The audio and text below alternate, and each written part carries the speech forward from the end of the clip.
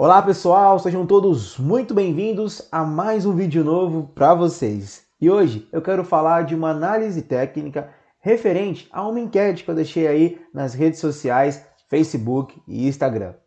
Mas antes de entrar no termo técnico, eu quero aqui dar uma dica para vocês. Para quem não conhece ainda, gostaria de apresentar a loja Difusor Ar-Condicionado. Então, se você não segue ele nas redes sociais ainda, faça isso agora mesmo.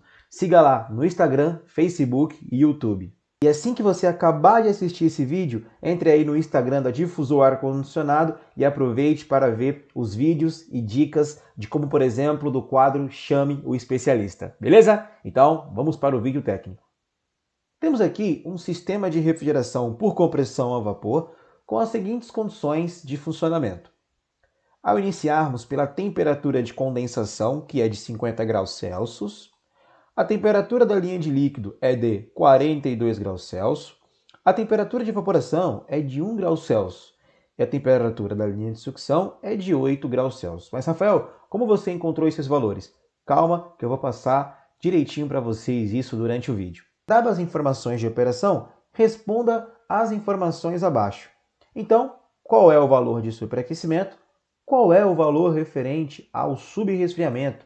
E o que ocorrerá com o sistema, o superaquecimento e subresfriamento em caso de baixo fluxo de ar aqui no meu condensador?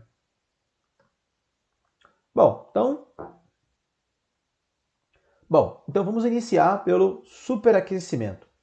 Nós sabemos que o superaquecimento nada mais é do que o calor absorvido pelo fluido refrigerante após a sua evaporação, ou seja, uma vez que o meu fluido ele completamente mudar de fase, qualquer calor que ele absorver daquele ponto em diante fará com que a sua temperatura aumente, elevando então o superaquecimento. Bom, isso ocorre aqui no lado de baixa pressão. E Rafael, como eu faço para descobrir o superaquecimento do meu sistema? Primeiro, se faz necessário fazer a leitura da pressão de evaporação ou a pressão de baixa, né? Que nós estamos medindo aqui, como vocês podem ver, com o manômetro. Então, de acordo com o fluido refrigerante, aqui é o R22, há uma pressão de 60 psig, a temperatura de saturação é de 1 grau Celsius. Rafael, como assim temperatura de saturação? Ou seja, é a temperatura que meu fluido está mudando de fase lá no meu evaporador. Então, de acordo com essa pressão, ele mudará de fase a 1 grau Celsius. E, com o auxílio de um termômetro, medimos aqui a temperatura da linha de sucção. Vale lembrar que é muito importante isolar esse sensor aqui, ok? Para que ele não sofra interferência da temperatura externa, como por exemplo, aqui está muito próximo a um compressor. Então, para evitar falsas leituras, sempre isole aqui o termômetro, ok? Pois bem, então nós temos uma temperatura da linha de sucção de 8 graus Celsius. Com essas informações, conseguimos obter o valor de superaquecimento. Vamos ver como? Então nós temos uma fórmula aqui que o superaquecimento ele é igual à minha temperatura da linha de sucção subtraindo pela temperatura de evaporação. Então, a resultante dessa subtração vai me dar o valor aí de superaquecimento. Então, nós sabemos que a temperatura da linha de sucção é 8, medindo com um termômetro. E a temperatura de evaporação é de 1 grau Celsius. Então, 8 menos 1, teremos aí um superaquecimento de 7K, ok? Então, esse é o meu valor de superaquecimento, legal? Então, aí, para quem respondeu 7K, tá certinho, meus parabéns, beleza? E desde já quero agradecer a todos que participaram dessa enquete. E chegou o momento de falarmos sobre o subresfriamento. Bom, nós sabemos que aqui no lado de alta pressão, principalmente no condensador, ocorre a rejeição de calor do fluido refrigerante, fazendo com que o mesmo venha a mudar de fase, de vapor para líquido. Uma vez que todo esse fluido vinha a mudar de fase, a partir desse momento, qualquer calor que ele venha a rejeitar fará com que ele fique com uma temperatura abaixo da sua temperatura de condensação. É isso mesmo. Então, uma vez que todo o fluido vinha a mudar de fase, a partir desse momento, qualquer calor que ele rejeitar fará com que ele fique abaixo da temperatura de condensação e a partir desse momento é onde ocorre o subresfriamento, ok? Bom, e como é que nós fazemos para medir o subresfriamento? Para isso, nós precisamos primeiro saber a pressão de condensação ou pressão de alta, tá?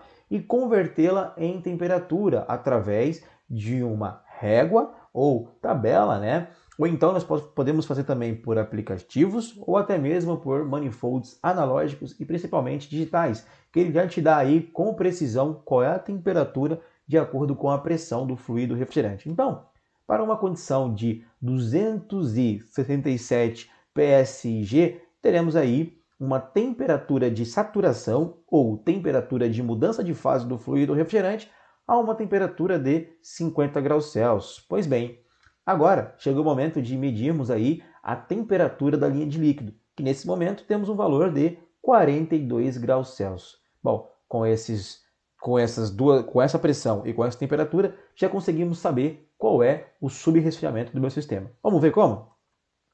Então nós temos aqui uma fórmula aqui. O subresfriamento é a temperatura de condensação subtraída pela temperatura da linha de líquido. Vamos ver como é que fica isso? Então nós temos aí uma temperatura de condensação de 50 graus Celsius e uma temperatura da linha de líquido de 42. Bom, a resultante dessa subtração vai me dar um valor aí de 8K. Então isso indica que meu subresfriamento é de 8K. É perceptível que para fazer uma boa análise no sistema de refrigeração e ar-condicionado se faz necessário a utilização de boas ferramentas. E na Difusor Ar-Condicionado você encontra tudo o que precisa para executar um bom serviço. Então, acesse agora mesmo o site www.difusor.com.br e adquira já a sua ferramenta. Eu vou repetir o site www.difusor.com.br. Olha aí a variedade de ferramentas que você encontra lá na loja online e também na loja física. E chegou o momento de fazermos aí uma análise de em casos de baixo fluxo de ar num condensador.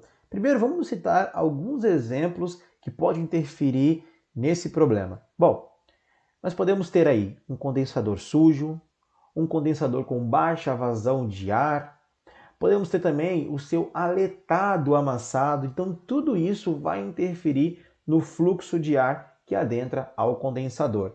Então, uma vez que eu tenho uma dificuldade na passagem de ar aqui, ó, ao meu condensador, o que vai acontecer? A rejeição de calor, ela não vai ser satisfatória e com isso a minha pressão de condensação, ela tende a aumentar. Então, ó, vamos ver anteriormente? Anteriormente eu tinha aí 267 de pressão manométrica. Agora, vamos ver aqui, com o condensador sujo, nós temos uma pressão manométrica de alta aqui de 300 psi. Então, pressão e temperatura, elas andam junto, minha pressão aumentou, a minha temperatura de condensação, ela também aumentou. Olha só, para 55 graus Celsius. E aí, pessoal, o meu sistema aqui, o que vai acontecer? Em casos da minha pressão de alta subir, a minha pressão de baixa, ela também sobe, principalmente em sistemas que trabalha com dispositivo de expansão fixo. Eu estou falando do capilar, do orifício calibrado, né? Aqueles que não modulam de acordo aí com o superaquecimento. Mas falando mais um pouco de sistemas com dispositivo de expansão fixo, isso aqui fica de uma forma muito notória. Então, aumentou a pressão de alta, a pressão de baixa ela também vai subir. E olha o que vai acontecer com o meu sistema, pessoal. Vamos lá? Então, olha só. Temperatura e pressão de condensação. O que vai acontecer? Vai subir. Está aqui o exemplo. Beleza? E, Rafael, e a minha pressão de evaporação, né? Que é a pressão de baixa. Como eu falei anteriormente, se a pressão de alta subiu, a pressão de baixa também vai subir. E aí, pessoal, é o que vem. É o superaquecimento, né? Bom, nós sabemos que o superaquecimento é uma resultante da temperatura da linha de sucção menos temperatura de evaporação, né? Então, o que acontece? Se eu aumento a minha temperatura de evaporação, o que vai acontecer aqui, pessoal? O meu superaquecimento ele tende a cair. Exatamente, pessoal. Com o meu condensador sujo, o meu superaquecimento ele vai cair. E muitas pessoas responderam que o superaquecimento iria aumentar. Mas por que, Rafael, que o superaquecimento ele diminui? Ele diminui justamente porque, como eu falei, é uma resultante da temperatura da linha de sucção e uma temperatura de evaporação, né? Então, o que vai acontecer? Uma temperatura de evaporação, ela começa a subir, né? Ela começa a subir né? Então, minha temperatura de evaporação, vou pegar aqui, pessoal, a minha temperatura de evaporação, quando a minha pressão de baixa subiu, né? Minha temperatura de evaporação também subiu, fazendo com que ela fique muito próximo da temperatura aí da minha linha de sucção. Tá legal, pessoal? Então, é isso que eu gostaria que vocês entendessem, tá legal? Eu sei que fica um pouco confuso às vezes, mas se você analisar aqui legalzinho, você vai entender o que eu estou querendo dizer. Ou seja, pressão de alta subiu, pressão de baixa subiu. Então, a minha temperatura de evaporação ficou muito próxima da temperatura da linha de sucção, né?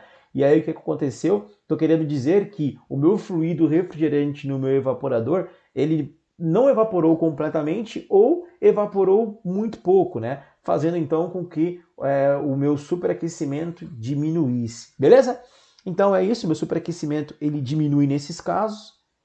Já o meu subresfriamento, pessoal, ele não muda muito, então em muitas condições eu vou encontrar um subresfriamento igual, tá? O meu sub não muda muito, só o superaquecimento mesmo que ele tende a cair muito. E aí eu sugiro a vocês fazer esses testes em campo para verificar se o que eu estou falando realmente faz sentido. Beleza, pessoal? Bom, é isso. Eu espero que vocês tenham entendido. Desde já eu gostaria de agradecer a todos vocês por essas enquetes. Isso vem agregar muito, vem nos ajudar, né? E deixar aí, logicamente, aí, um abraço aí para todos da loja Difusor Ar-Condicionado, que sempre que eu vou lá eu sou muito bem atendido. Então, desde já, meu muito obrigado, um abraço a toda a galera do Brasil inteiro, do Rio de Janeiro e do mundo. Valeu, galera. Até a próxima.